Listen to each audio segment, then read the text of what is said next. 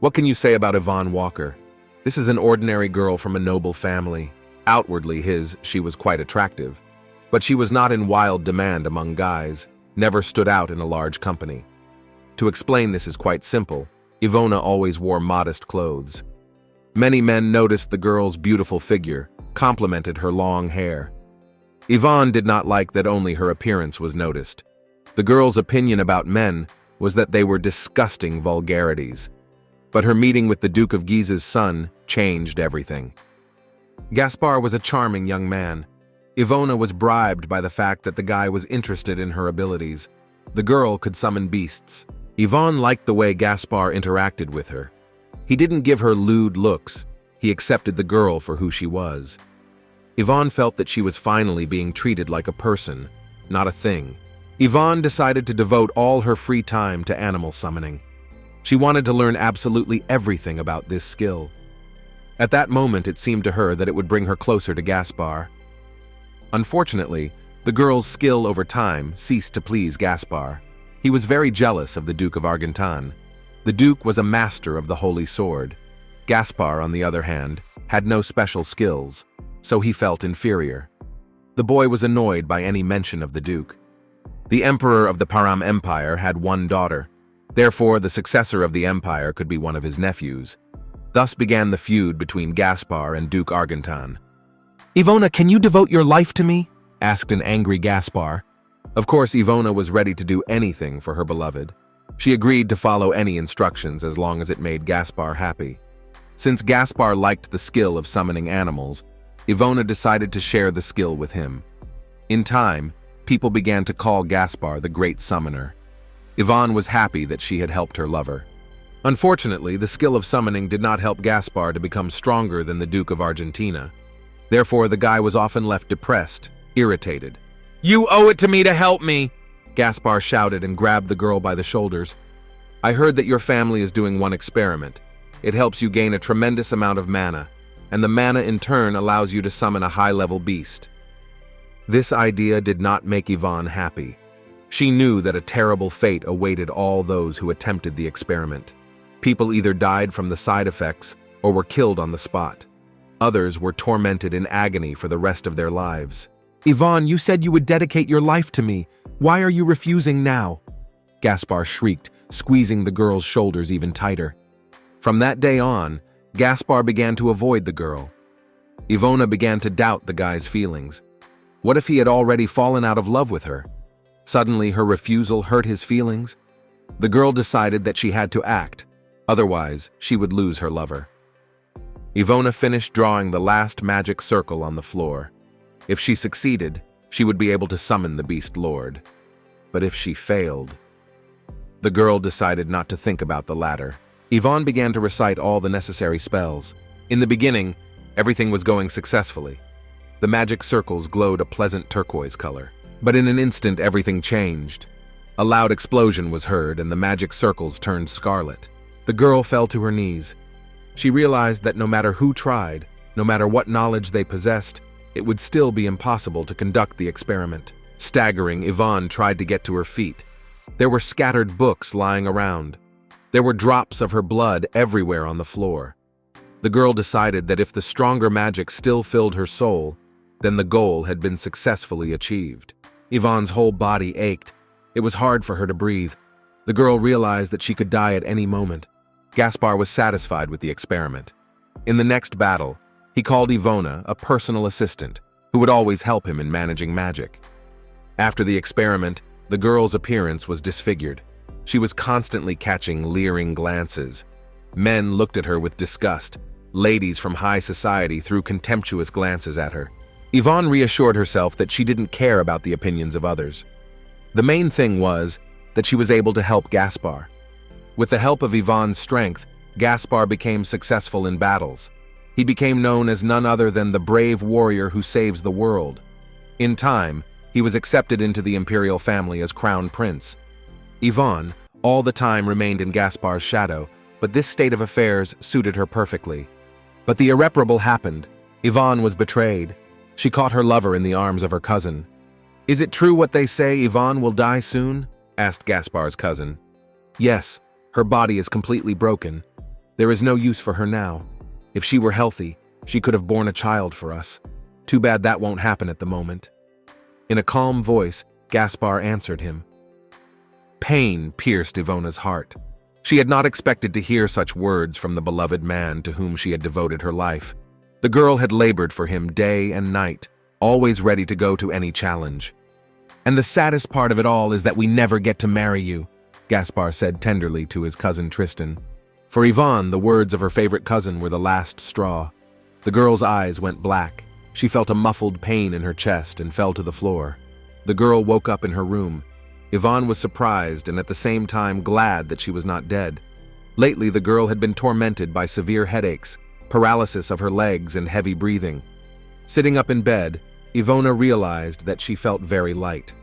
The artificially created magic did not fight with her own, so her body stopped shuddering. The girl felt the same as before the experiment. Ivona ran over to the mirror. As she did, the ugly spots disappeared from her body. Her skin became soft and smooth as before. The girl's back straightened. It didn't hurt her to stand on her feet. Yvonne ran out into the hallway. The girl stopped a maid passing by and asked the maid what today's date was. "The 15th day of the 3rd month of the 51st year," the maid answered her in surprise. That can't be, Yvonne thought to herself. If the maid was to be believed, the girl had gone back a year. The girl went out on the balcony to calm down and come to her senses. It was necessary to decide how to proceed. There were several difficulties at the moment. First of all, Ivona had a lack of magic. During this period, the girl had already transferred her beast summoning skill to Gaspar. Secondly, a year ago at this time, they were already engaged. There was a need to get away from Gaspar somehow. Right now, Gaspar is quite a strong opponent. He can't just be asked to break up. On top of that, everyone already knows about their upcoming wedding. The relatives won't like the fact that they've broken up. The girl thought sadly to herself. We must somehow induce Gaspar himself to decide to break off the engagement. The girl decided to herself. The maids came running into the room. They joyfully announced that her fiancé Gaspar had come to the girl. Yvonne noted to herself that it was probably the first time she was not happy about the arrival of her beloved. "All right, let him wait. I need to take a bath, get cleaned up," said Yvonne, getting out of bed.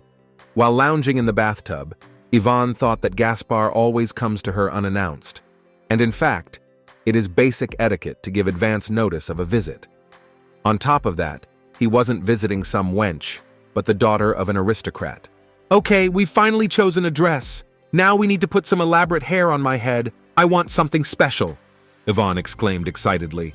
Strange lady today, she usually behaves more modestly, the maid thought to herself. Well, here she is at last, Gaspard thought to himself. I see you are not happy to see me today.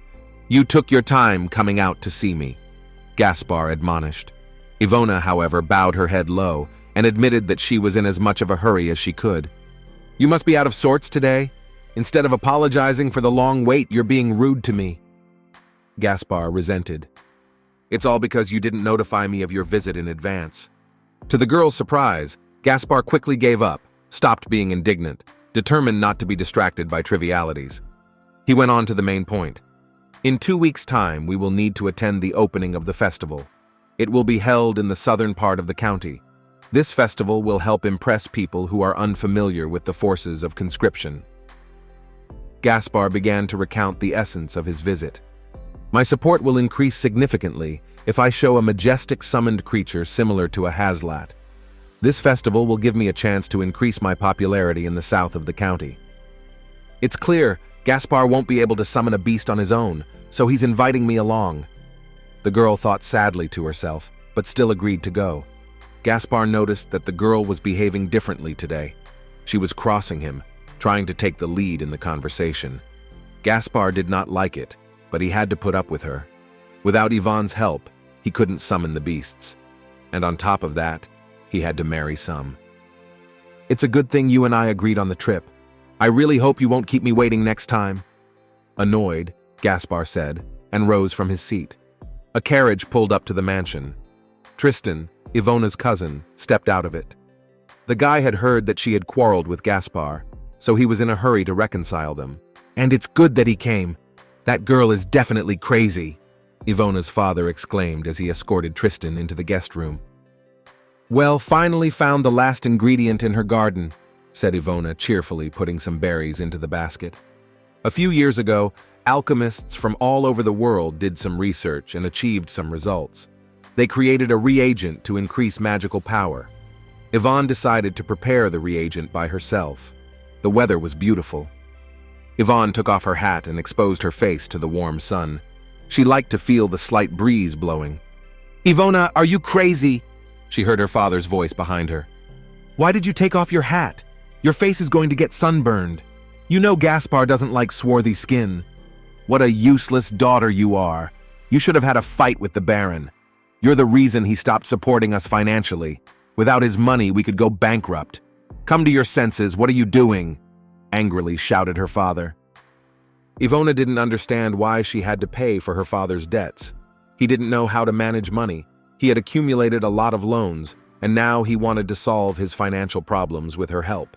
The father swung to hit the girl, but he failed as Tristan blocked his way. "Ivona, you better be patient and don't cross your father," said Tristan, looking the girl in the eyes.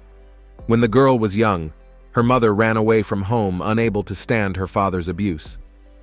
At that time, the only person who treated Yvonne well was Tristan. He always asked the girl not to cross her father, but to follow his instructions without question. Tristan was a good friend of Gaspar's. Ivona decided that he was the one who could have come up with that cunning plan. "Look, you've always been malleable. You have a very calm, mild temperament.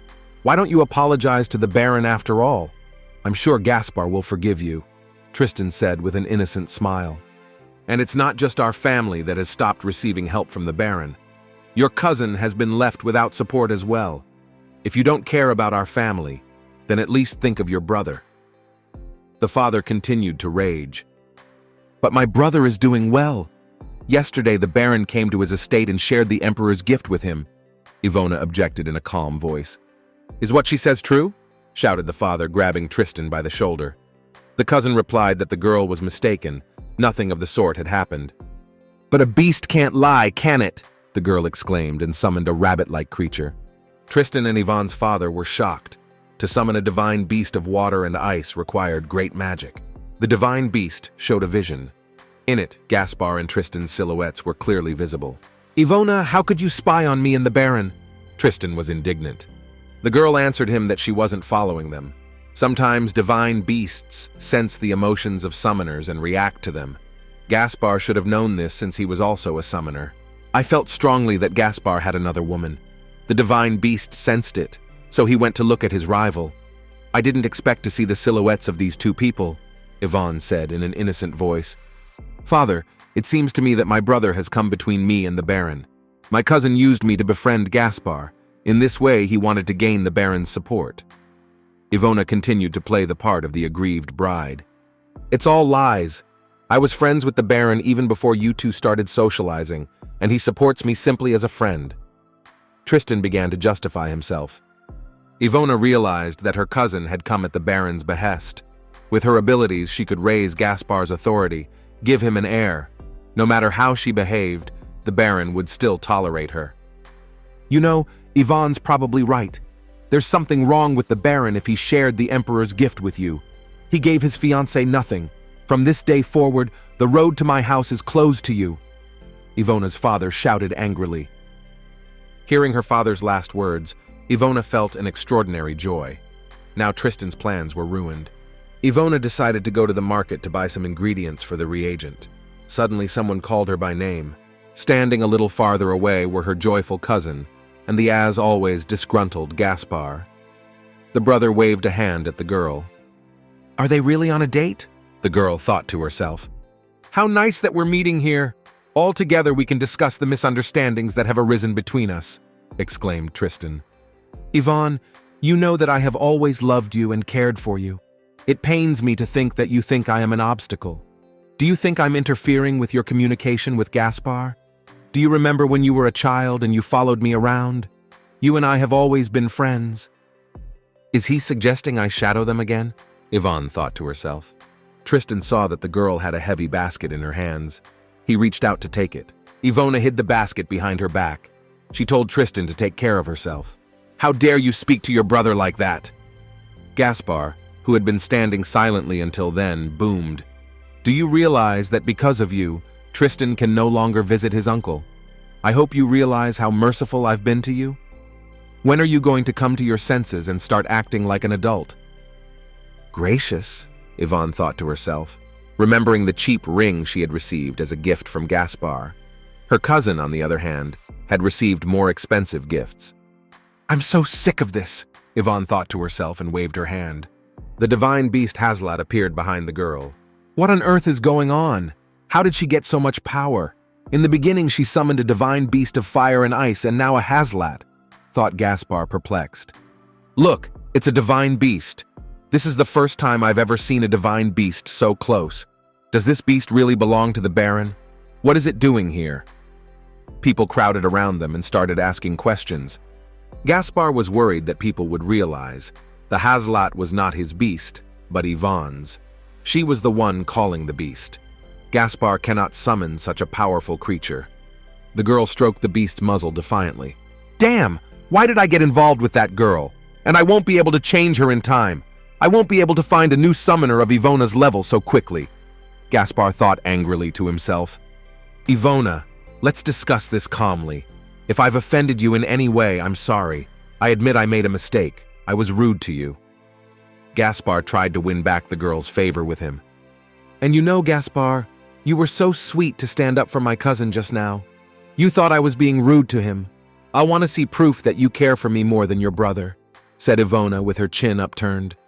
Yvonne, you know I'm not good with words, attempted Gaspar to evade the conversation. Is that too much to ask? The girl asked innocently. Yvonne, there are a lot of extra eyes around us. How about I tell you how I feel about you when it's just the two of us? Gaspar made a second attempt to evade the conversation. The girl noted that everyone was looking at the beast. They didn't care about humans. And you know what I was thinking? That you don't love me anymore, said Ivona, and pretended to wipe away her tears. Gaspar turned back to Tristan. He didn't want to say words of love to the girl in the presence of his lover. Let me tell you later, though. Your brother is here. I don't feel comfortable speaking words of love to you in front of him. Gaspar continued to refuse. What a silly thing to say. My brother more than anyone wants me to be happily married. If he hears that you love me, he will definitely calm down. Right, brother? Smiling happily, Yvonne said. I probably shouldn't interfere in your relationship. It's just between the two of you, isn't it? Said Tristan, lowering his eyes. For a moment, he was afraid that his sister had guessed about his relationship with Gaspar. But that couldn't be true since they were being discreet. Gaspar, Ivona is right. Confess your love to her, there's nothing wrong with that. Tristan tried to hide his fear behind a good mood. Ivona, I love you. Making an effort on himself, Gaspar said. Listen, it felt so good to hear words of love. Can I ask you one more favor? Ivona decided to annoy Gaspar. Gaspar was amazed at such insolence. And please give me the jewel the Emperor gave you, a sweet, smiling girl asked. If the legend was to be believed, this stone had the power to overcome any trials of love. Only recently, Ivona had learned that the jewel had been given to her and Gaspar by the Emperor. The Emperor was worried that they were different in status. It could interfere with their love. The girl decided that Gaspar had given the jewelry to Tristan. I will wait for you to bring me the jewel, shouted the girl and galloped off riding the divine beast. Ivona was worried that she wouldn't be able to create the reagent. She wasn't an alchemist. She lacked knowledge. On top of everything else, Ivona was mortified that Gaspar wouldn't give up. He showered her with more gifts. The only thing was, he still hadn't handed over the jewel, a stone called the Blessing of Ophelia. How am I going to get that stone myself? The girl thought to herself. Suddenly it hit her. In the north of the country grows the golden fruit of Kiridan. The area is ruled by Duke Cloyd Argenton. He is the one who will help solve all her problems. In the Param Empire, if a man was single, he was considered inferior. Although Cloyd Argenton was an experienced warrior who had accomplished many feats, everyone called him a half-duke behind his eyes. Cloyd Argenton was not married. With Cloyd Argenton, Ivona met in a previous life. The first time the girl saw the duke was on the battlefield. In her past life, she often participated in battles in the form of Gaspar's shadow. After another battle, Ivona was resting on a rock in the thicket of the forest. Behind her back, she heard a noise. The girl turned around and saw the Duke of Agenton standing there. Suddenly, the girl ran up to the Duke and threw herself into his arms. She clung to him with her whole body and asked him to marry her. The girl confessed that one night was enough for her, and she was drunk with him. The Duke sharply pushed the girl away from him. "I just saved your life. Don't expect anything more beyond that," roughly replied Duke Argentan. The girl cried and ran away. What an empty girl. Speaks words of love so easily.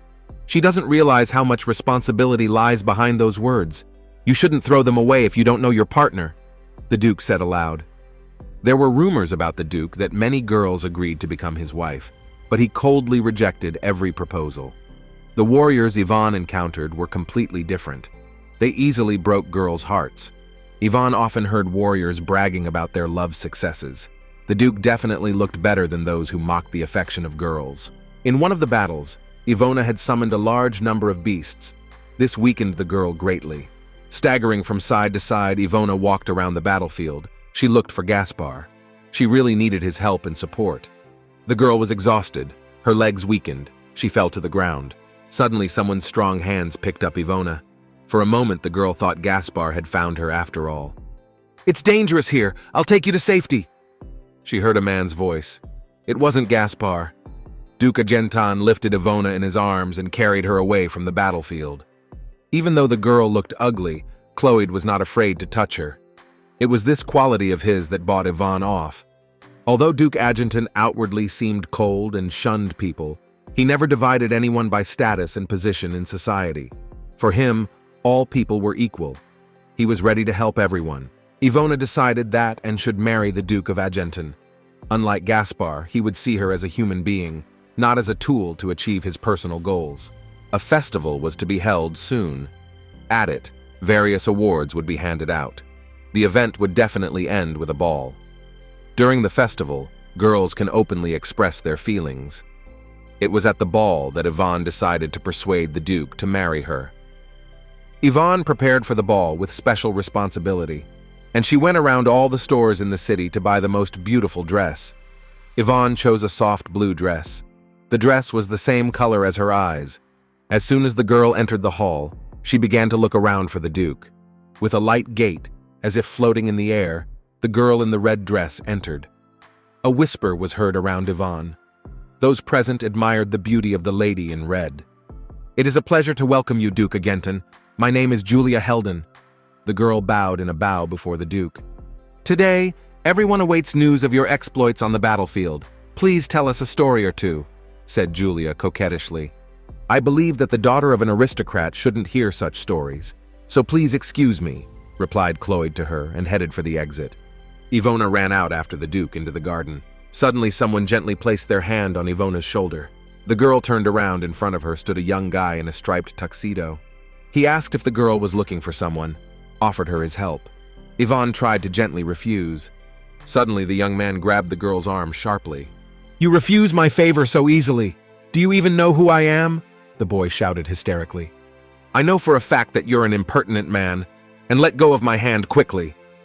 With indignation in her voice, Yvonne said, "And where are you wondering to go? To find the Duke so you can fall at his feet and offer yourself to him. Why are you so hung up on that Duke? What is it that he does to you? Have you ever wondered what Duke Argentan would be if it weren't for his magic sword? You speak so cavalierly about a man you don't know. Duke Agentan uses his much important holy sword against evil. And remember, girls will never wag their tails after a presumptuous lecher like you." "How dare you say such words?" shouted the young man, taking a swing. Materializing as if out of thin air, the Duke appeared beside Ivona. He grabbed the insolent man's arm. "Ah, it hurts. Let me go. What kind of strength do you have?" said the guy in the tuxedo and tried to break free. Duke Agentan pushed the young man and he flew to the ground. "Notice, I am now acting without my famous sword," said the Duke, stepping on the insolent man's throat. "Mr. Duke, you must have misunderstood everything. I was just socializing with this nice lady. I didn't mean to say anything unnecessary." The guy in the tuxedo tried to justify himself. Ivona came up to the Duke. She touched his shoulder and asked him to be more lenient to the guy. The Duke took his foot off the cocky guy's neck. "I apologize to you for my behavior. Unfortunately, you did not see me at my best. Bowing slightly, the Duke said, No, you don't. It is I who should be thanking you for your help. My name is Yvonne Walker, bowed the girl in a low bow. Hearing the name, the Duke flinched slightly. Usually, after girls gave their name, they would immediately offer themselves as a wife. I want to talk to you about something, the girl began. The Duke didn't listen to Yvonne. He turned around and walked away from her. The Cloyd decided that this was another play designed to get him married. I have no other choice, the girl thought and drew a small circle in the air with her hand. Right from the sky, a pink kitten with cute green wings jumped to the ground. Is this a divine beast appearing? Are you a summoner? The Duke turned around towards Yvonne. He was interested in what was happening. Yes, I am a summoner. Forgive me for this surprise. Let's get you married, said the girl approaching from the Duke. You see, it is not a question of love now. I don't love you. Then why are you asking me to marry you? Perplexed, the Duke asked. I want to make a contract with you based on trust. The girl began to explain to the Duke. In addition, it is to your own advantage to marry. You will no longer be called a half-duke.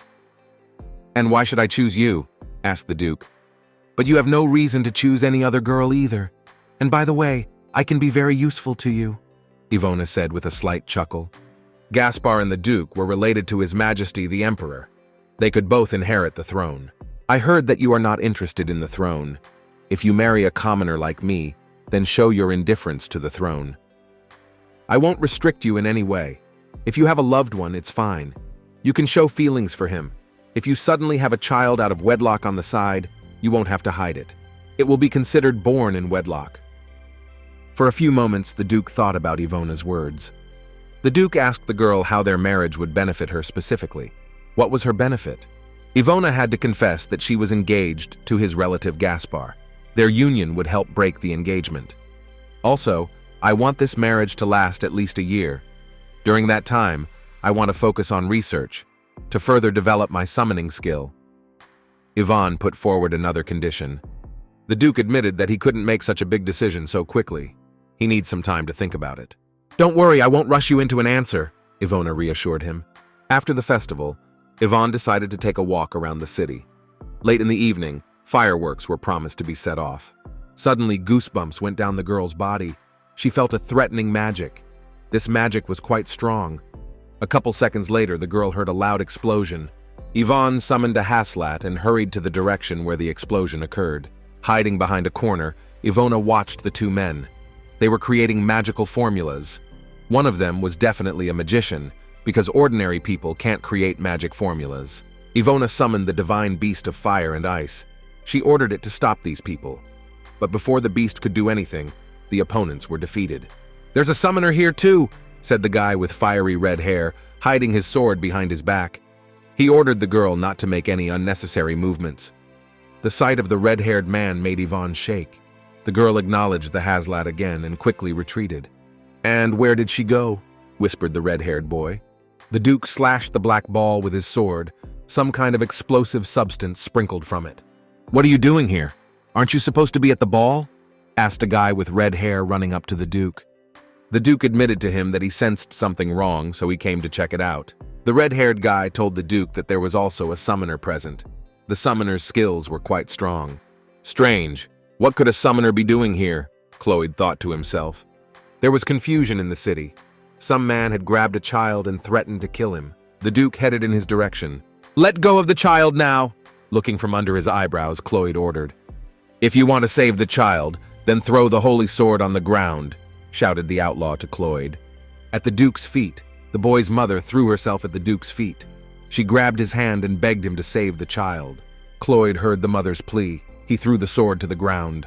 The criminal pushed the boy away from him and threw himself at Cloyd with the knife. The Duke grabbed the blade of the knife with his bare hand. What the hell? Mumbled the criminal to himself. Well then, let's do this, whispered the recovered criminal. Words glowing red crawled down his arm. The criminal ascended into the sky. Red lights and ribbons began to form around him. The perpetrator lit up with bright fire. A terrified scream was heard in the square. People began to scatter in different directions. The light from the criminal was so bright that Cloyd had to squeeze his eyes shut. After a while, he heard the sound of water pouring. He opened one eye.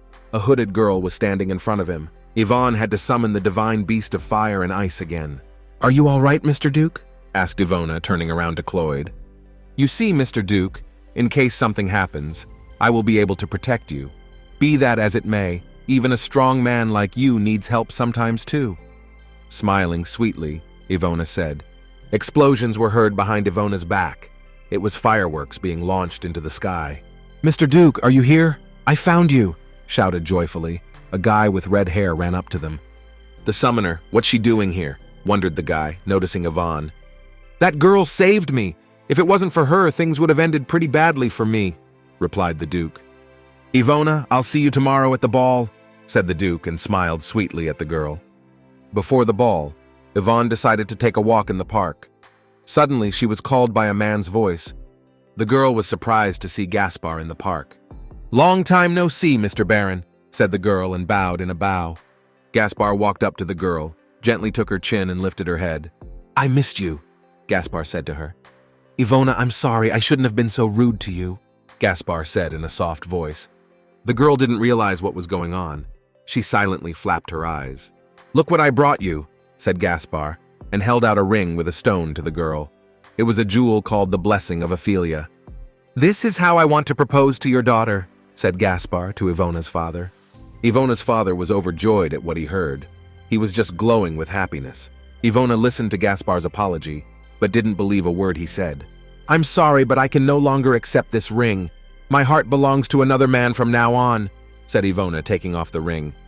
"Well, look, you're missing your chance. Without your family and good looks, you're worthless," shouted Gaspar angrily.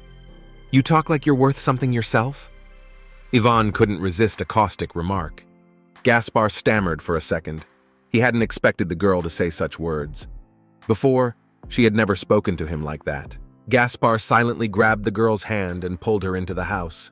As soon as Gaspar and Yvonne entered the hall, he snatched the mouthpiece from the guard's hands. "May I have your attention, please? I and Ivona Walker are breaking off our engagement," said Gaspar, and grinned evilly at Ivona. "But there is some happy news. We have decided to marry her," shouted Gaspar once again, and pulled the girl to him. "And now, no matter what you do, it's all useless. On top of that, I've got your father's support. So get over it. You are now mine forever," said Gaspar, looking into the girl's surprised eyes. Ivona heard the announcement of the Emperor's arrival. Everyone present bowed their heads low. The Emperor raised his glass and said he had gathered everyone in the hall to thank the hero for his new exploits. "So let's give him a warm welcome, Duke Cloyd Agenton," the Emperor said loudly. Cloyd entered the hall with a confident gait. Ivona looked at the Duke. She realized that he had heard everything. Her ruse hadn't worked. Now she would not be able to marry the Duke. She would have to live with Gaspar all her life. "Forgive me whatever you want from me. I won't be stingy. Fulfill your every wish," said the Emperor to Cloyd. "I have only one wish, and I ask very much that you fulfill it." "I wish to marry Yvonne Walker," said Cloyd, rising from his knees. "Is this girl Baron Gaspar Giza's fiancé to me?" the Emperor asked with surprise in his voice. Ivona realized that this was her last chance. She quickly ran up to the Emperor to explain everything to him personally. "Your Majesty, the fact is that the Duke and I have been in love for a long time, and the engagement to Gaspar was made without my consent. It was my father who forced me into betrothal to Baron Guise." Yvonne quickly rambled on. "My father made the bargain. It consists of the Baron marrying me and me helping him with the summoning of the beasts," Yvonne continued to tell. "Is what Miss Walker says true?" asked the Emperor, turning to Gaspar. Gaspar realized there was no point in deceiving. Whatever he came up with, Ivona would expose him, so he had to admit that the girl's words were the truth. "Yes, I allowed Miss Walker to assist me. She helped me summon divine beings." Gaspar tried to get out of the situation with the least reputational loss. "Since your skills are quite strong, you helped the Baron summon divine beasts. Why don't you try your strength on the battlefield?" the Emperor asked Yvonne. "She has nothing to do on the battlefield. She's a fragile girl and will only be a hindrance there," Gaspar objected. The girl suggested to the Emperor to show her strength. Let him decide for himself whether she was fit for battle or not. The first one Yvonne called was a small pink kitten with green wings. This animal gave people joy, decorated everything with bright colors. People marveled as they saw the beauty taking place. "Wonderful!" the Emperor marveled, clapping his hands joyfully. The only one who wasn't happy about what was happening was Gaspar. He was annoyed that all attention was turned to Yvonne. Everyone admired her. Court ladies, noble dukes and barons, even the emperor himself. A duke came up to Yvonne and asked her to dance. Ivona thanked the duke for his help. She admitted that he was the only one who stood up for her. Since early childhood, she has been solving all her problems on her own. The girl also thanked the duke for accepting her proposal, agreeing to become her husband. "To be honest, I'm glad you proposed to me," whispered the duke in Yvonne's ear. "If that Cloyd Agenton hadn't interfered, everything would have gone according to plan." Gaspar was beyond angry. Tristan tried to calm the baron down. He didn't like the fact that they had missed Ivona either. Tristan also dreamed of gaining more power with the girl's help. He had always dreamed of escaping poverty. That was probably why he was building a relationship with Gaspar. Tristan realized that in order to get what he wanted, which is money and power, he needed Gaspar and Yvonne to get married. This union was not only beneficial to the baron, but also to Tristan. "Yvonne, you've changed a lot.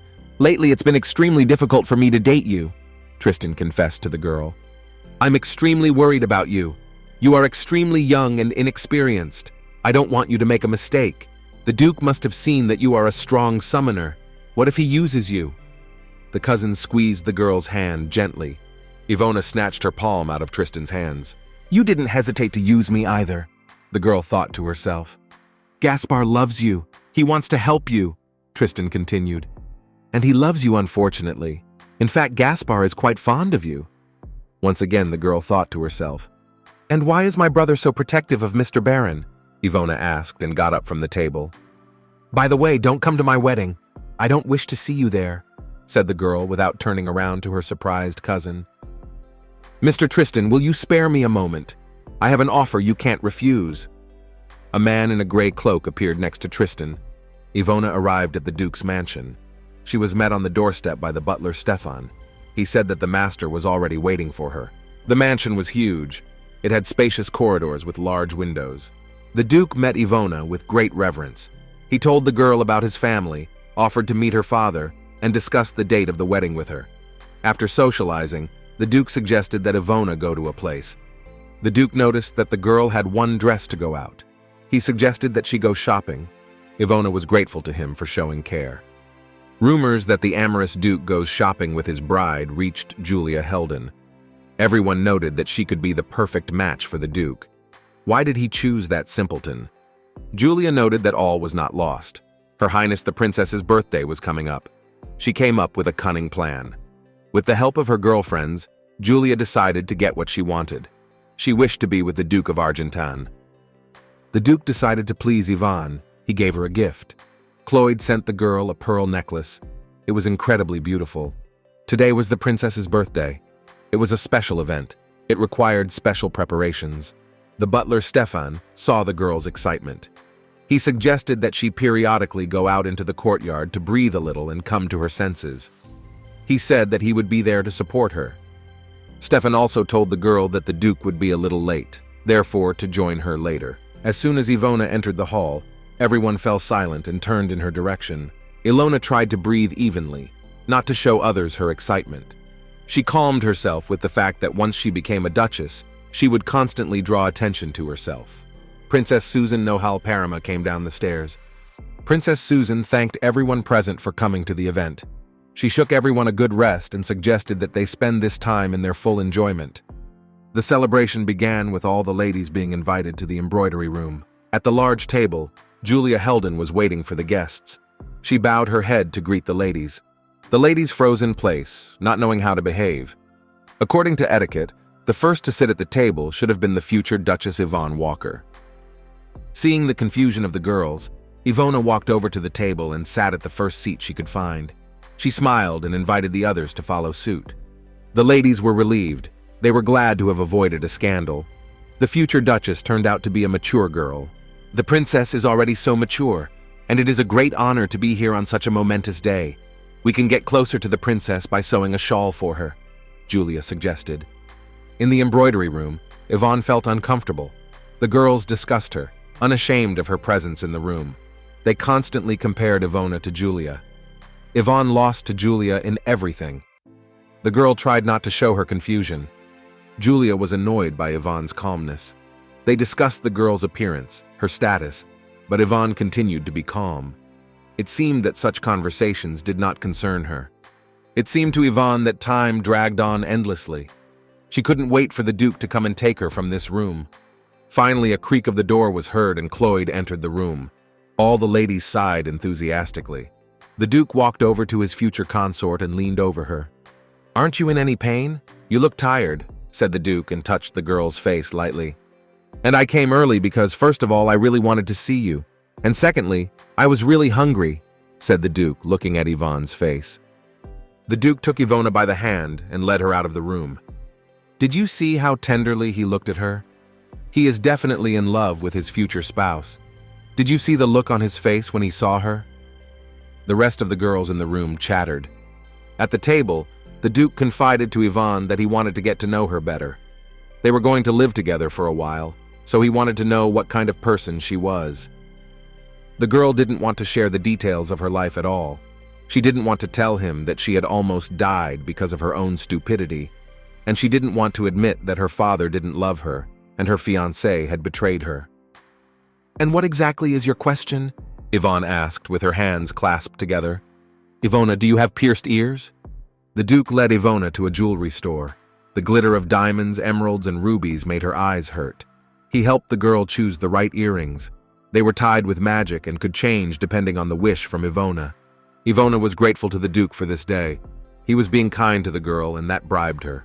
In the evening, Stefan came to Cloyd with his report. He asked the former employees about the Walker family. They scolded the head of the family for treating them, his daughter and his wife, badly. The workers told him that the head of the family did not know how to manage money. "So, Stefan, are you saying that Ivona's father raised his daughter only to sell her to some rich family like a commodity afterward?" Cloyd summarized. The Duke remembered the girl's confession today. She had told him that her former fiancé had treated her differently. He had never given her such expensive gifts. The Duke confessed to the girl that he did not promise her great love in marriage, but he was not going to treat her badly either. Ivona did not expect, but the princess would choose her handkerchief. She said that all handkerchiefs are monotonous, only this one touched her and made her like it. The Duke and Yvonne approached the princess to thank her for her kindness and good reception. The princess asked the Duke's permission to borrow his bride for a while. Bowing his head, the Duke replied that Ivona was a free person, so it was up to her to decide who she wanted to socialize with.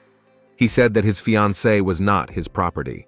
The princess noted that they are quite a nice couple, and she likes the way the Duke treats his future wife. "I want to change people's attitudes towards conscripts. I want to accomplish this with your help," said the princess to Ivona. Ivona walked calmly down the corridor towards the main entrance. Suddenly, the doors of her father's study opened. The head of the family came out into the corridor and said that this time to the Duke he would go with her. Ivona didn't understand why to do that. She didn't want her father to socialize with the Duke. She was afraid he would say something unnecessary. "No, you will never come with me," said Yvonne and tried to get away from her father sooner. Her father tried to chase after the girl. Yvonne abruptly turned around and asked him never to intrude into her life again. She asked her father to forget about her as if she never existed. Yvonne decided to be frank with the Duke. She confessed to him that she had run away from her father. Now, until the wedding ceremony, she cannot return to her home. The Duke replied with a smirk that he would surely resolve the matter. Cloyd decided not to leave the girl at his estate. She might have been exposed to judgment. So he brought her to the most famous and best hotel for foreigners in the empire. Ivona decided to herself that she needed to stop being a burden to the Duke. Lately, she'd been causing him nothing but trouble. The day of the wedding had come. Herzog, as befits a groom, wore a white uniform and a white cloak. He opened the doors of the carriage and stood still. Yvonne was especially beautiful today. The Duke gave his future wife his hand and helped her out of the carriage. Cloyd and Yvonne slowly approached the mansion. The Duke kept scrutinizing the girl's face. Ivona was a little confused. She even thought that there was something wrong with her face. But Cloyd admitted to the girl that he was amazed by her beauty. The largest temple in the empire was chosen for the ceremony. "Look at what a beautiful couple they are. How harmonious they look with each other," Yvonne heard as she walked down the aisle. The ceremony was conducted by the emperor himself. "Duke Cloyd Agenton, do you swear to love your consort for the rest of your days?" echoed the emperor's voice. I swear, firmly replied Cloyd. And you are Ivona Walker. The Emperor's voice echoed again. I swear, without a doubt in her voice, the girl replied. You called me here just to look at me? Shouted the irritated Gaspar. Why, as a former groom, didn't you want to see the ceremony? Thank you for doing everything I asked you to do, replied Gaspar to the man in the gray cloak. Enjoy your life for now, Ivona. In time, I will surely have my revenge on you, hissed Gaspar angrily, looking at the departing carriage. Ivona was so tired from the road that as soon as she entered the room, she immediately fell on the bed. A knock on the door was heard. A woman's voice said that all preparations were over. The Duke sat in his room in complete silence. A quiet rustling was heard behind his back. She's here, thought Cloyd, turning his head towards the door that was ajar. Mr. Duke, turn away, please, I'm coming in. Strongly embarrassed, the girl whispered quietly.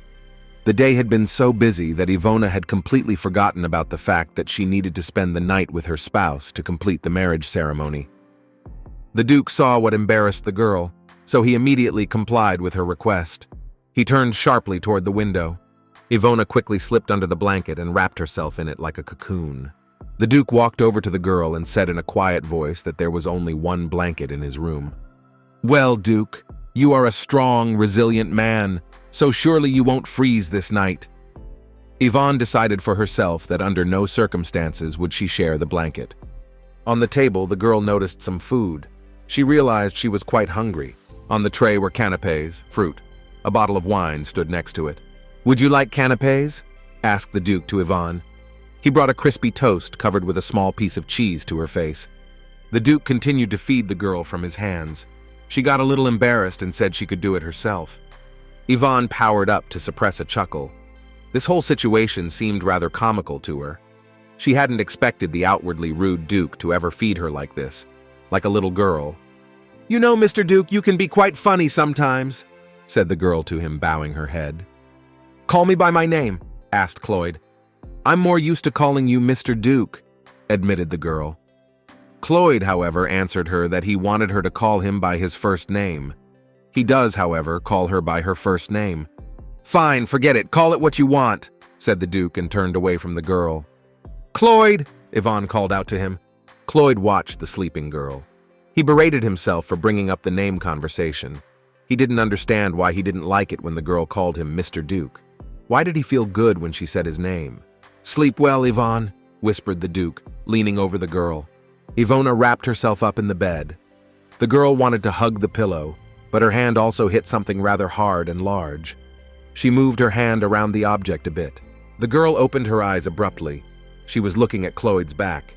Cloyd had had a poor appetite since morning. He had hardly touched his food. Chef Francois was very worried about this. He approached the Duke to find out what was wrong with the food. Keeping his eyes on Yvonne, the Duke admitted that the food was fine, just lacking appetite. Stefan noticed that the atmosphere in the dining room was rather strained. The butler didn't understand what could have preceded it. Ivona came out to see her spouse off on the road. She wished him a good journey. If anything happens to you, be sure to write me a message using the earrings, asked the girl to the Duke. The girl escorted him with her gaze to the door, remembering this morning. She felt awkward and realized that it was the Duke who had the same feelings. Ivona berated herself for such an oversight.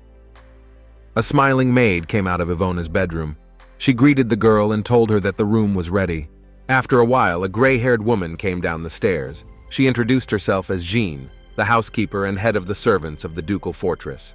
Jean was characterized by a suspicious nature. Although she realized that this girl had been chosen by the Duke, she didn't know whether to believe yours. Jean decided to observe Yvonne for a while. Jeanne told Yvonne that the mistress runs everything in the house, so if the girl wanted, they could rearrange things to her taste. The girl answered her that there was no need to change anything. The house was marvelous. It held the history of the Argentin family. At lunch, Yvonne tried a delicate strawberry cake. She invited Chef Francois over to thank him. Francois was pleased to hear the praise from the new mistress of the estate. Ilona also met Pedro the gardener. He told her about the flowers that grew in the garden. Jeanne watched Ivona throughout the day. She noticed that the girl showed such qualities as kindness, modesty. She liked Yvonne, but she was confused by the fact that there were unpleasant rumors floating around the estate.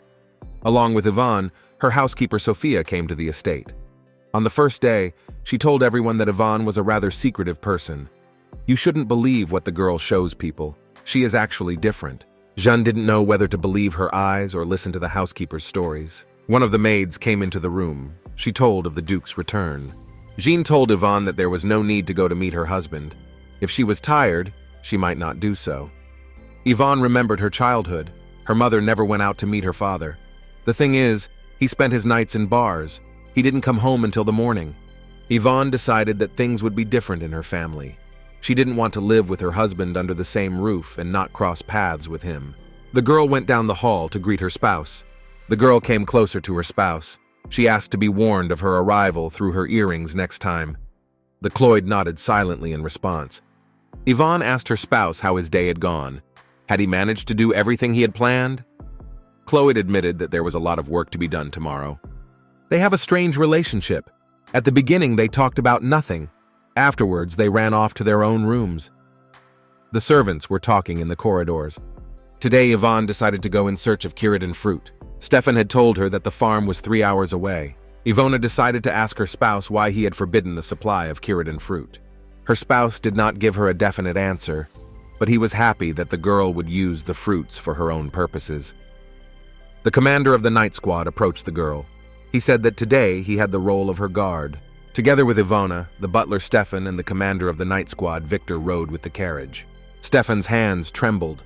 He tried to hide it from the eyes of others by clenching them into fists. The young youth opened the doors of the warehouse. The warehouse was full of crates of Kiridan fruit. Yvonne asked the warehouse monitor if he knew that there were fruits very similar to Kiridan. The boy replied that of course he did, but he didn't know where to find them. Stefan joined their conversation. The butler admitted that he could show the exact place on the map. Over his shoulder, Victor peered at the map. He told Yvonne that the place where these fruits grow is quite dangerous. Devilish beasts appear there periodically. That's why it's almost impossible to get close to the place. Yvonne thought that she would ask her husband about this strange place. Some noise was heard outside the window. Something rumbled, horses rumbled, people shouted. Victor hurried out of the carriage to look at what was happening.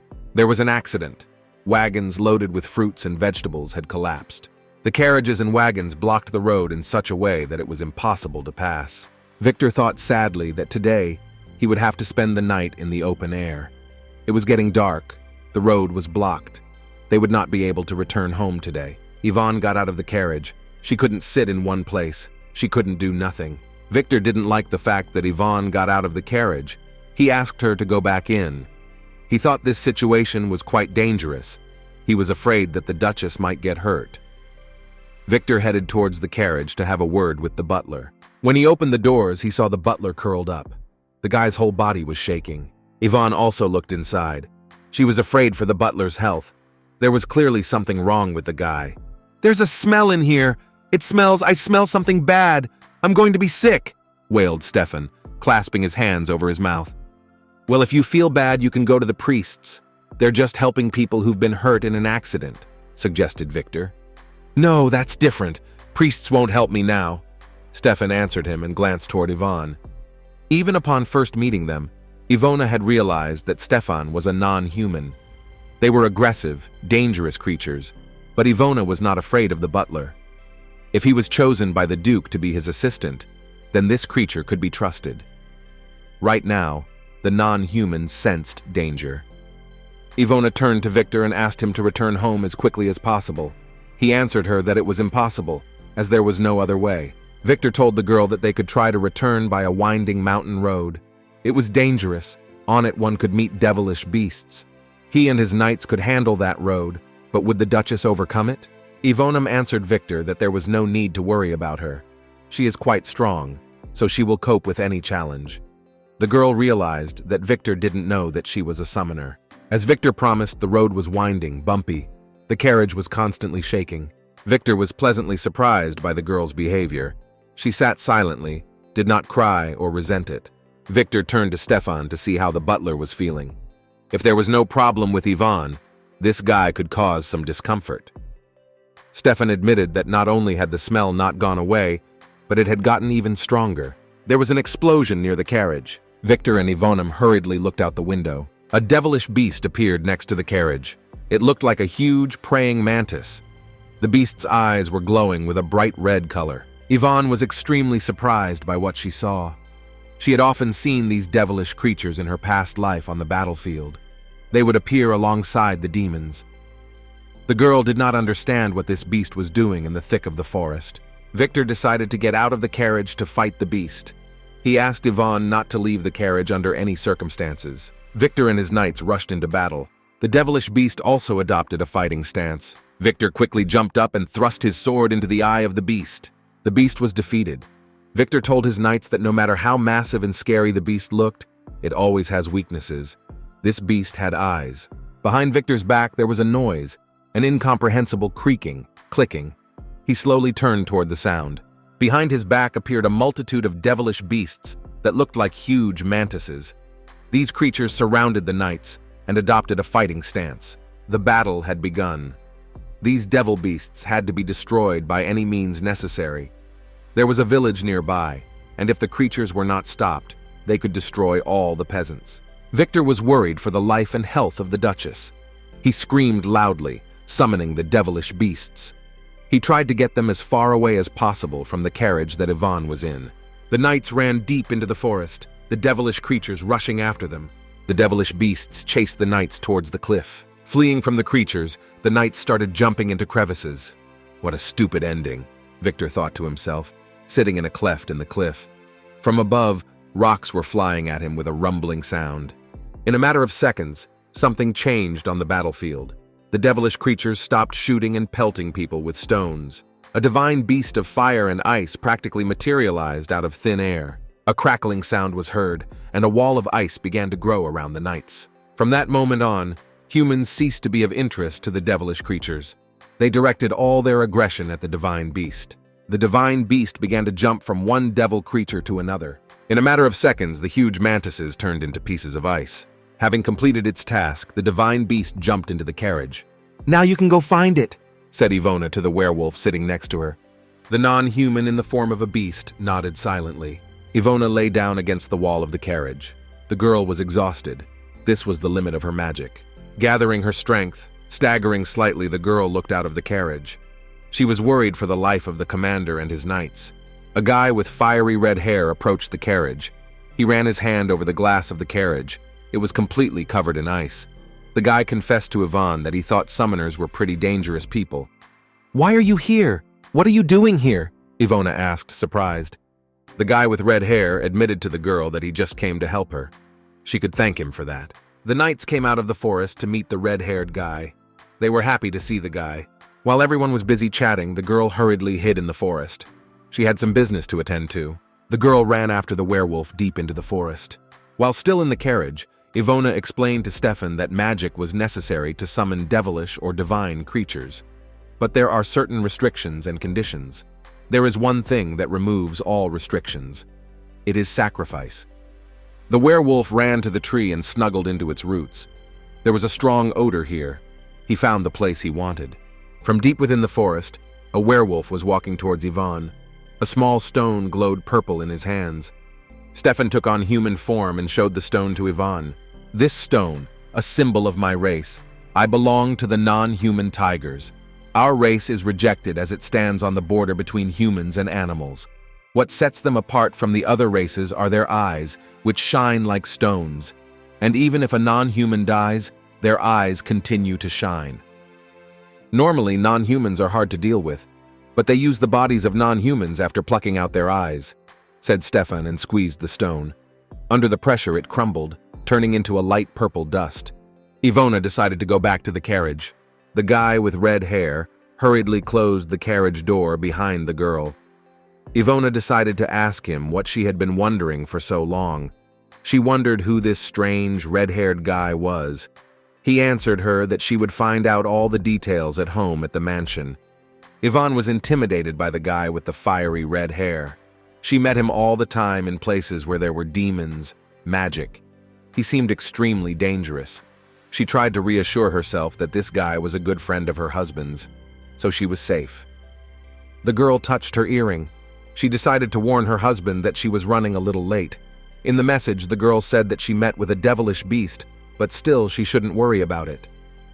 All the servants came out to greet the Duchess. Suddenly, Yvonne felt her legs weaken. She began to slowly sink to the ground. Someone's strong arms wrapped around the girl's shoulders. The girl opened her eyes. It was her consort Cloyd. "Don't make me worry, Ivona. This is extremely unpleasant," said the Duke, looking Ivona in the eyes. Ivona started to get a fever. Cloyd carried the girl in his arms to her bedroom. Ivona tried to explain to her spouse that she was fine. She had just overdone her magic. "You scared me with your message. Made me worry when you let me know you were running late," whispered Cloyd, stroking the sleeping girl's face. Cloyd called Victor and Stefan over to him. He asked them how they had allowed Yvonne to come home in such a state.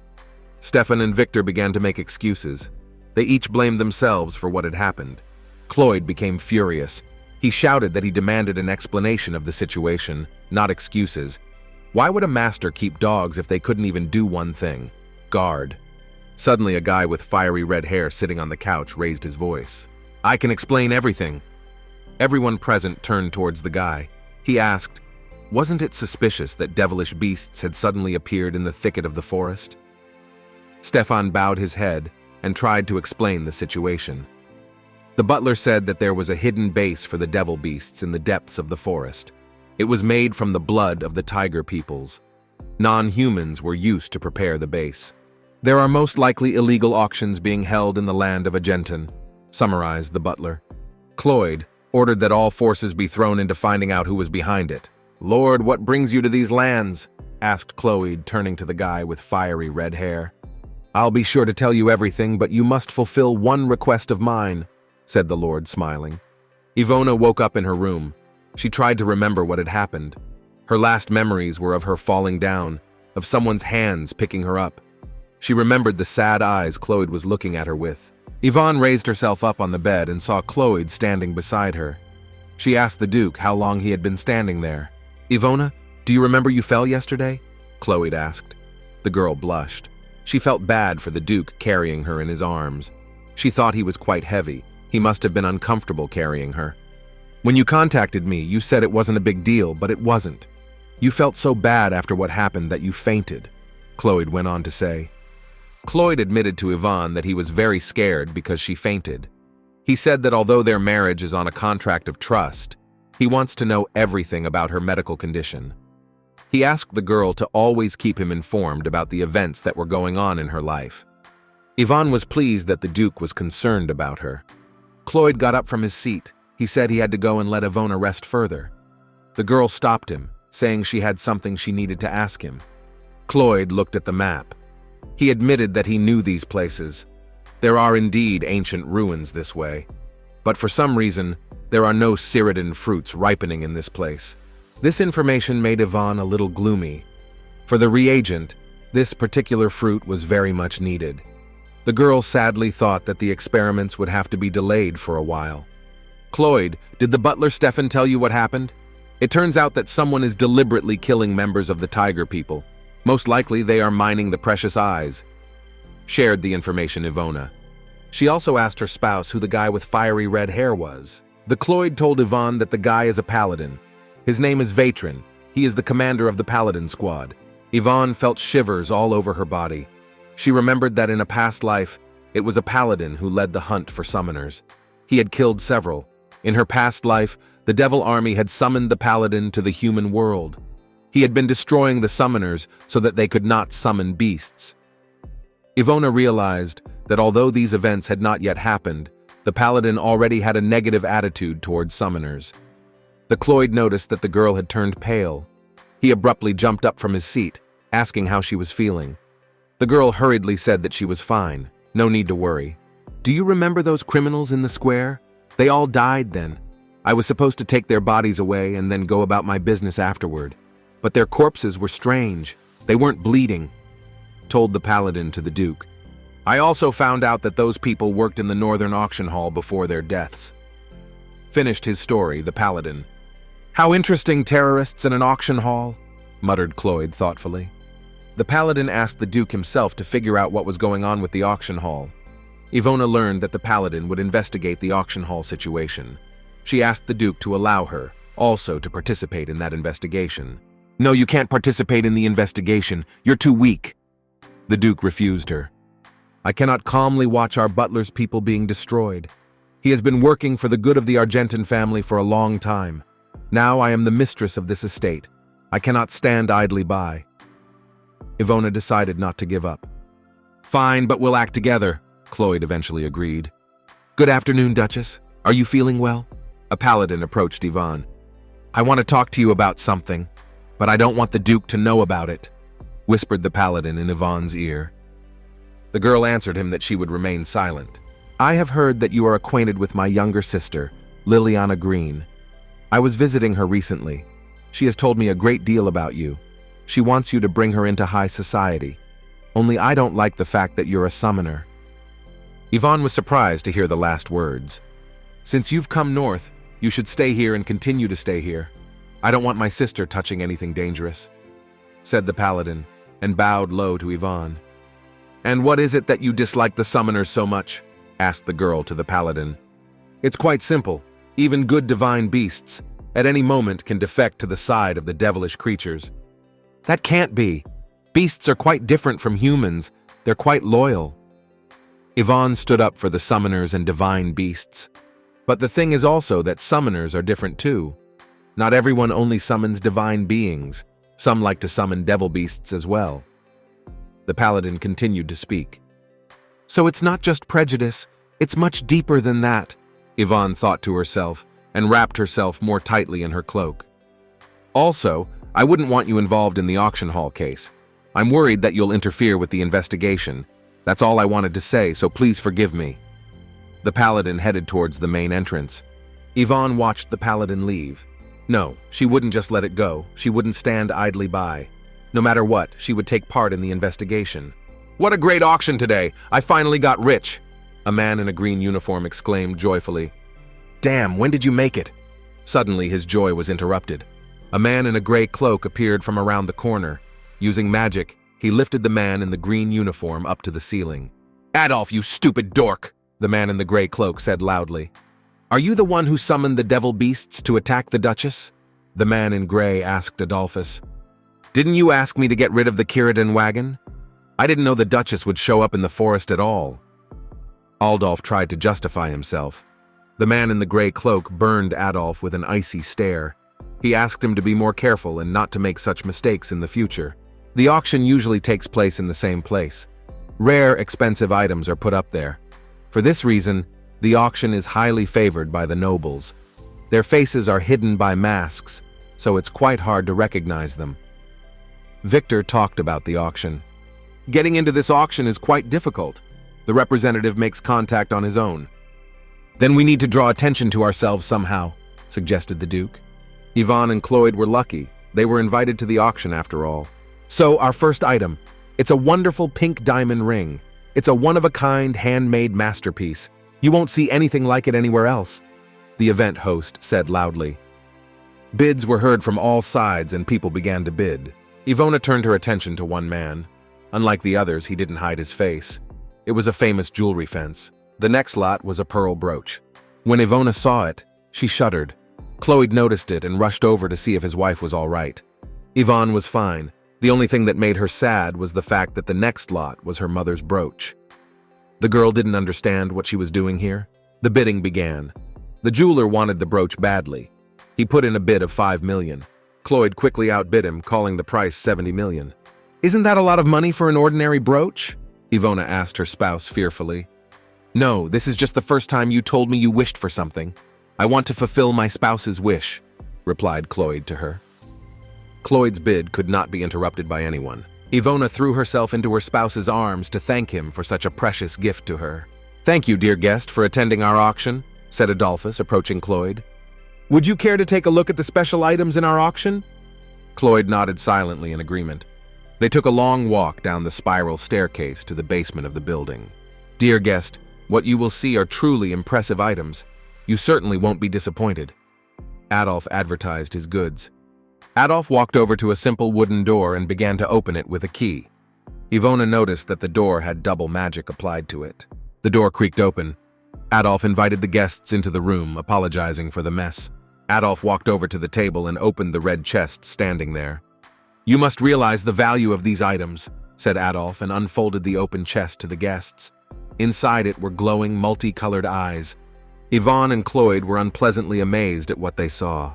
Isn't trading something from this race forbidden? Isn't this a magical fake by any chance? Cloyd asked Adolf.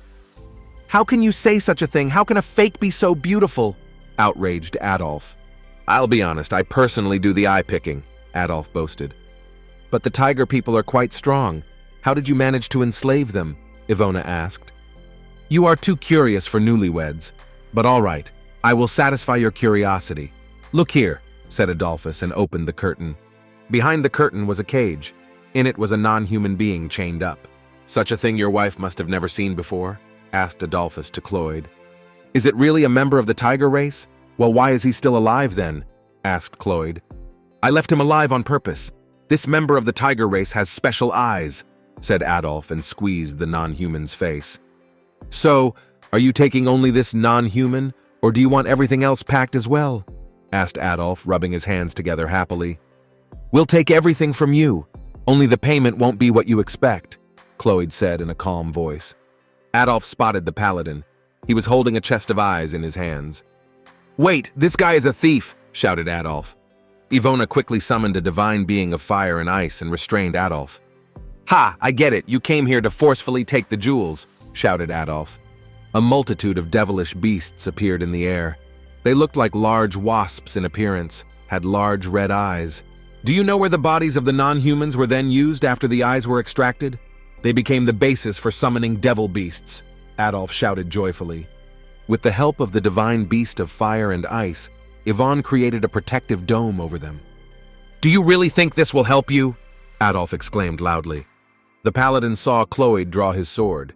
He said that there were too many insects. Fighting them with a sword would be quite tiring. Yvonne heard screams. Human faces peered out of a nearby cage. People were asking for help. There are prisoners in there, Ivona shouted. The paladin volunteered to rescue them. The paladin tried to open the padlock, but he failed. It was fortified with magical powers. From behind, devil beasts began to attack the paladin. Suddenly, a Hazlat appeared from the bowels of the building. The Hazlat swept around the paladin with the wind and smashed the castle with its tail. In a moment, the paladin and his captives were under the protective dome. The captives fell to their knees before Ivona. They thanked her for saving them. The paladin was surprised to see this. He thought to himself that he should probably reconsider his attitude towards beast summoners. Yvonne noted that she no longer felt the presence of a living force in the building. I feel the same way, said Cloyd and sheathed his sword.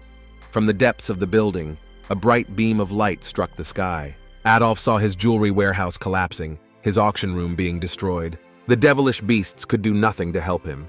They slowly settled to the floor. Putting an end to the destruction of the tiger race, the tired Yvonne and Cloyd hurried to their home. A quiet dinner awaited them in the evening at the Argentan Manor.